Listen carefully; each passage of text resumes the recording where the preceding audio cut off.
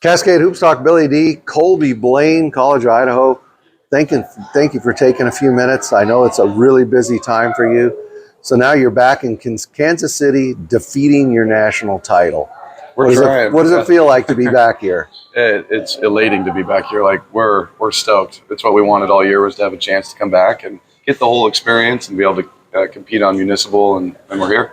Yeah. So, I want to talk a little bit about the Cascade Conference. I think you lost just one game this year. I think the conference was a lot better than last year. LC State's here. Oregon Tech lost up in Orange City.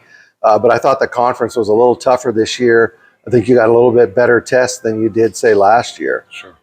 Yeah, no, conference was deep. LC and OIT both very healthy this year, gave us a good run. But, our league is tough. And it's tough because it's a lot of different styles. You know?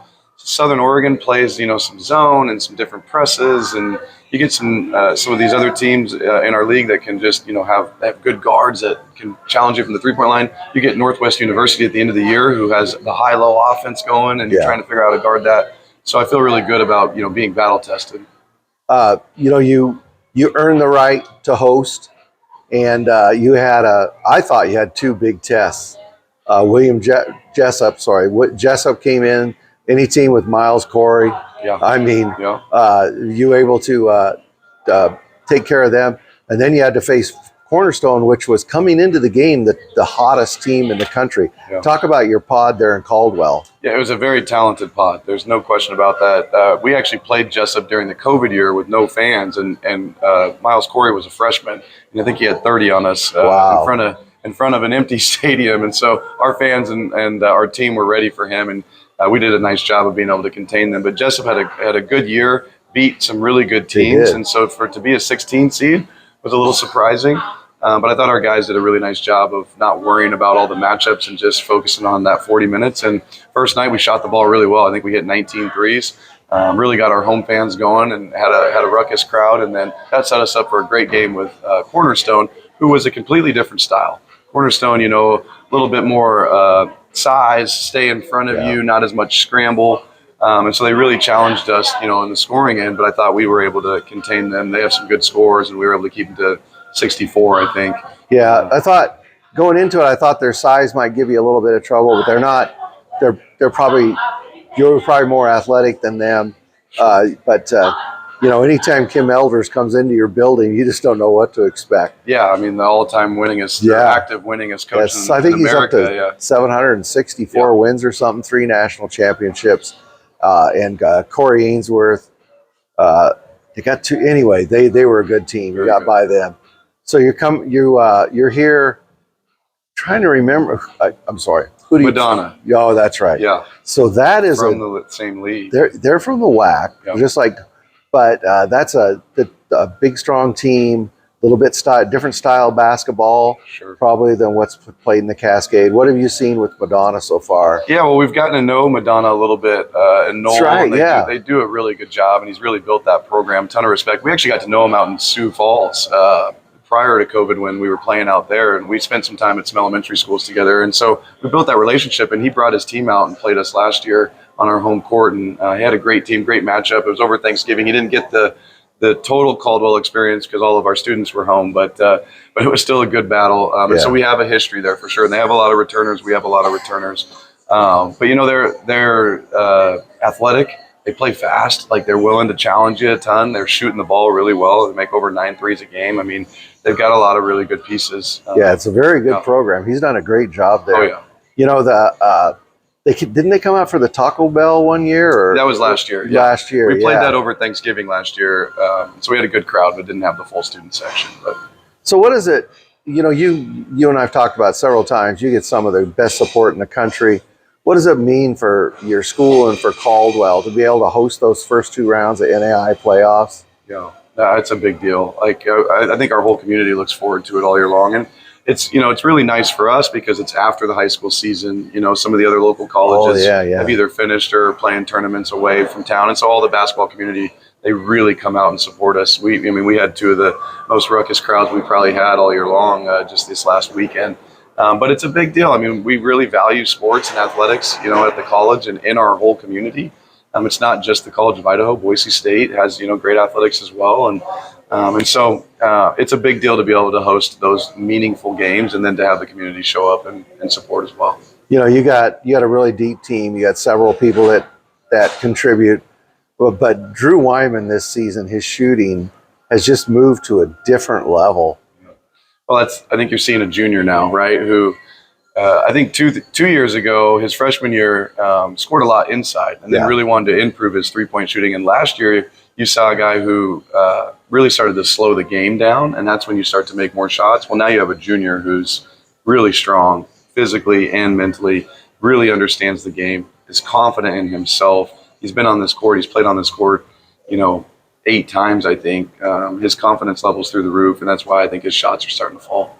And then even though your point guard, Samaji Morgan, one of the best in the country, even though he's a sophomore, he was here last year, walked away with a trophy. He won't be intimidated, right? Even though he's a sophomore, he's been here, and he's been through the wars in the Cascade Conference. Yeah, I don't think there's anything that intimidates Samaje, whether it be a national tournament or a homework assignment or anything, any challenge. He's just not intimidated. He has a ton of confidence in himself, and he knows what he's capable of. And what I think he's really figured out this year is if he just gives his best effort, the results are usually going to go in his favor. He's just so talented and so athletic and smart, and then you throw confidence in there, and he's hard to stop. Well, he has confidence. Yeah, I think we can say that. He has confidence. I want to ask you. You know this already. One of my favorite players in the country, Jake O'Neal. The guy gives 110%. One of the hardest working guys in basketball. He's not that big, but he just rebounds everything. Just talk about Jake O'Neal and his game. Yeah, he's been huge. The menace, I call him. The menace, yeah, he loves that. In fact, the nickname has stuck within our team. So good, because he is a menace to every opponent. He's a menace. You don't want to be on his opposite of him in practice because he's going to make you work every practice too. Yeah. So, but he's just incredible. I think he has 29 career double-doubles. And his motor's incredible, but it's all contributed to who he is and how he's grown. He's the healthiest guy we have on our team. He's the strongest guy we have on our team. He cares about the little things. He gets his sleep. He's got his social life in line. Like everything matches what you see, on the court.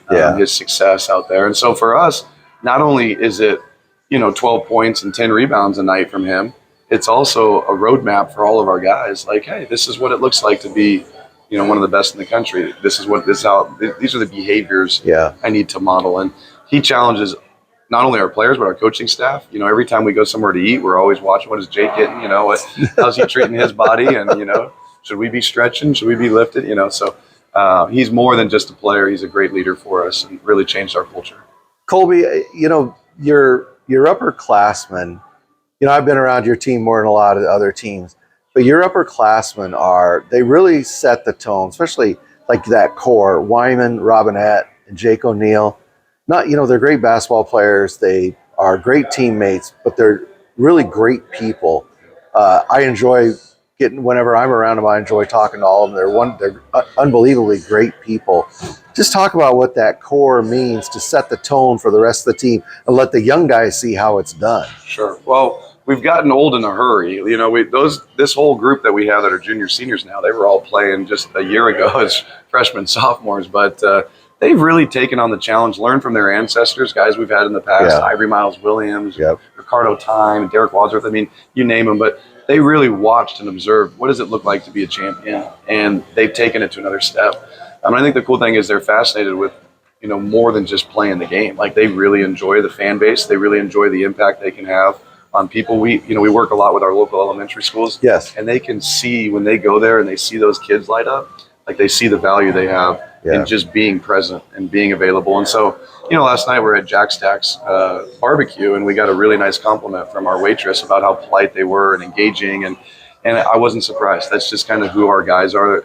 Like I said, they're more than basketball. And I know that sounds cliche, but I also think it's a big part of why we're having a lot of success is they really are trying to be more than just basketball. I've watched them several times after the game, like Drew Wyman out signing autograph after autograph for kids. And that makes a huge difference for keeping your fan base, over the years. I'm going to shift gears on you just a little bit. James Jansen, who was an assistant of yours, went over to Treasure Valley. We got to talk about him for a second. Yeah. He went over there. That program was really, really struggling. he went over there and took over that program. You got to be so proud of him. Got his tutelage under you, and he's over there, and he's just doing great. Oh, he's killing it. I saw you guys had a chance to do an interview the other night at our game, which was awesome. But I'm beyond stoked for him. It's been so fun to watch. I got a chance to watch a couple of his games and just follow his season. But it's really neat too, because he's taken a lot of things from the College of Idaho in terms of offense and defense, but also just in terms of how they travel and how he treats the team. And James is a warrior. Like, there's not a guy out there who understands how to get the resources he needs to provide the experience he wants. And so he's on the phone all day, making sure that they have what they need. And you see the results. I mean, he just had a great year at Treasure Valley Community College, and that's just the beginning. He's just scratching the surface right now. So you're back here as we started this talk to defend the title. What do the Yotes have to do to be successful back here this week? I think, one of the cool things we heard right after we had won the title last year was we don't need to defend it. We need to put that one away, and we need to chase it again, right? Okay. And that was the first thing we actually had said to our guys at the weights, our first weights back in last April, whenever we started up again. And I think what's key is, and what we've learned this year about ourselves, is that when you're chasing all this success, is you can't be a robot to last year. Like, we're a different team. Everybody's at a different point in their life. We all have a year more of experience, right? And so I think what's really important is that this team stay focused on who we are and not what we did last year to win it, right? Yeah. Last year we got up in a couple early games, and that might not be the case. Cornerstone, we didn't necessarily get up in that game. And we had to play it a different way. And so I think it's just really key that we stick to our system with our rotations on how this team has developed. But I am really excited to see the confidence that we have. I know there's a lot of guys that have played on our team, that have played on this court. And so I think that could be a huge advantage for us. I think that mindset really stuck, because I was talking to Jake O'Neill one time. Sure. And I said something about compare this team. He said, no, that was last year's team, and it's two different teams. That's the first thing he said. Absolutely. So whatever you did, that stuck. Yeah. Well, I really want to wish you a lot. Oh, before I do that, there was one more thing. Sure. I know I've asked this about a lot, but you need to talk about your following and your fans in Caldwell. It's unbelievable how they follow you. Yeah, I mean, it's not just the students, it's not just the school, it's the community. We have 650 season tickets as seat backs, and they're all sold out. I mean, I bring a recruit to a game and I can't even get a seat back, because it's full, and people are paying to come and watch. And I think we led the country. I'm pretty sure we finished the year first in attendance. But we live in a great valley. It's a sports town, and we have a lot of local ties. We really value our Idaho kids and local regional kids, and I think people really want to see them play too. But they come to the game, they get loud, they get crazy. Our football team, our soccer team, our volleyball team, everybody's there. And I think it's a testament to our guys. They want to cheer our guys on. Yeah, they want to cheer the individuals on, not just always, just a good basketball team. So the atmosphere is incredible. It's loud. Sometimes I think it's good for our players, because sometimes they can't hear me yelling at them. So it's a break, actually. I think they can hear me, but they can't hear it. So it's a break for them. Well, Colby, thanks a lot. I know you're super busy right now. Thanks a lot for coming down and giving me a couple of minutes, and good luck as you get kicked off here. I appreciate it. Thanks a lot. That's Colby Blaine, College of Idaho. Thank you.